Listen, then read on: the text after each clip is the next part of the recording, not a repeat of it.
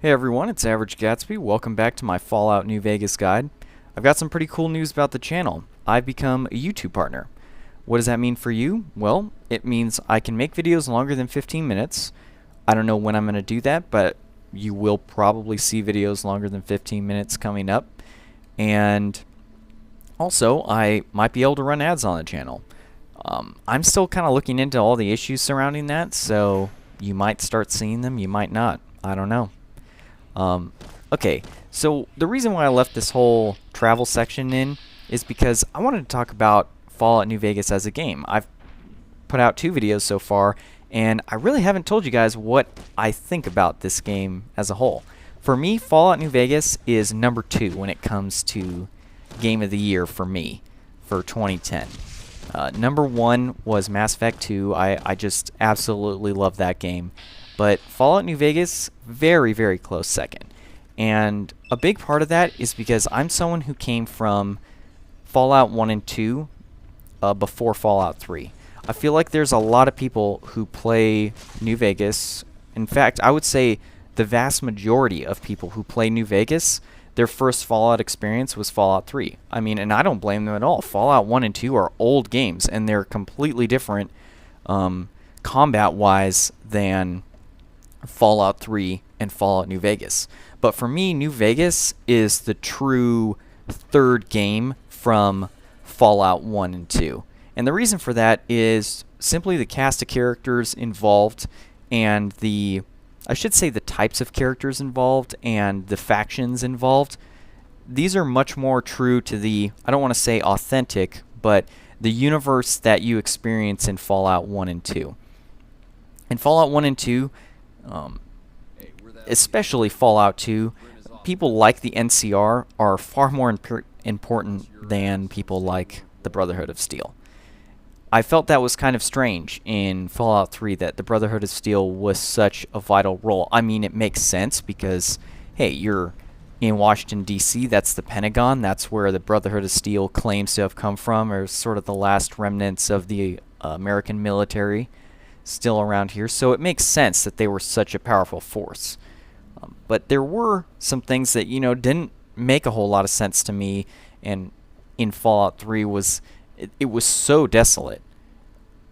In Fallout 2, you kind of get the sense that society and the world of Fallout is slowly moving towards what you see in New Vegas. You actually have sort of civilization coming back. It's more than just tribalism. There's governments and there's people with jobs that aren't immediately related to survival.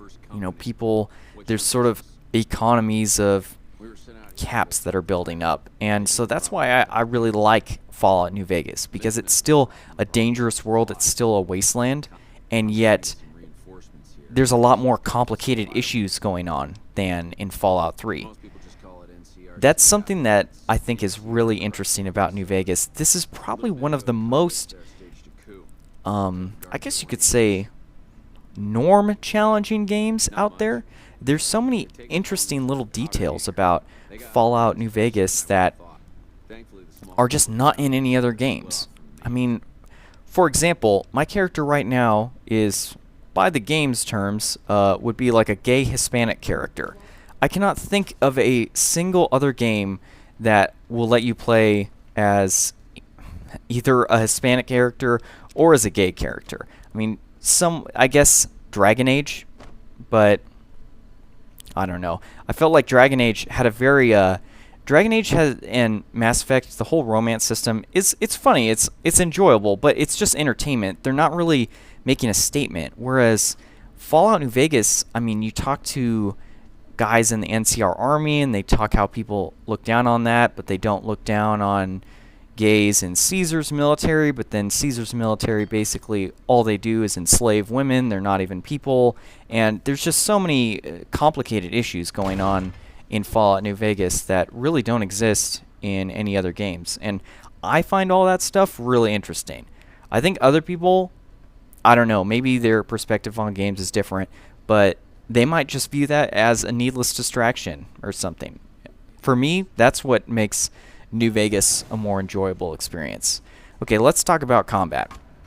So this is going to be one of the last times I'm going to be using boxing tape and boxing gloves. And so I wanted to talk about a little bit more of the combat style of when you don't have a true, or when you have an unarmed weapon that isn't based on KO, that is based on KO damage.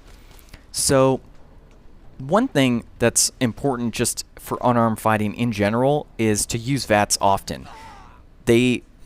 When an enemy character uses block, it completely shuts down your damage. And so it's really important to use VATs, because when you use VATs, you're going to find that you get around the enemy character's blocks far more often. And you'll see here, sort of my main strategy was just to straight up run away, just to run to the NCR. I mean, why fight a battle when I can have an NCR trooper who is well armed, far more well armed, I should say, than the powder gangers? Why should I just engage them in a straight up fight when I can run back and have him do most of the fighting for me? That is a really helpful tactic when you're playing on hardcore mode and you have to rely on healing over time instead of instant healing. And as you can see, the other thing is unarmed characters take out ranged, or I would say ranged characters pretty easily. I mean, you'll notice that these guys, they never tried to block me or anything like that, and so KO damage is very effective against them. I decided to fast forward this section because it was just sort of me walking around and I didn't really see the need.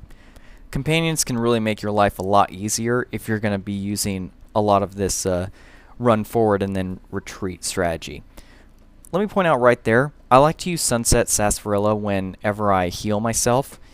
That is partially a holdover from playing hardcore mode, but it's also, I like to be sure I'm going to get all my Sunset Star bottle caps, and that's a really good way to do it. Plus, they're not too expensive as far as healing yourself, and I just like using them a little bit more than stim packs, although I do use stim packs quite a bit. One more thing I'd like to say about KO weapons, they're very effective against a single target, but as you can see against multiples, it takes far too long and you run the risk of someone waking up. Sometimes it's a little bit inconsistent for how long someone is knocked down, as you can see right there. And so it's a riskier way to play, and for me, I didn't really get any more enjoyment of using boxing gloves as opposed to using something else. Well, the video is coming to a close, but next time is going to be filled with a lot more strategy and talking about the various loot and whatnot that you can get. But for now, I just go in the casino and find out where I'm supposed to go next. Anyway, I'm Average Gatsby. Hope you enjoyed this video, and I'll see you later.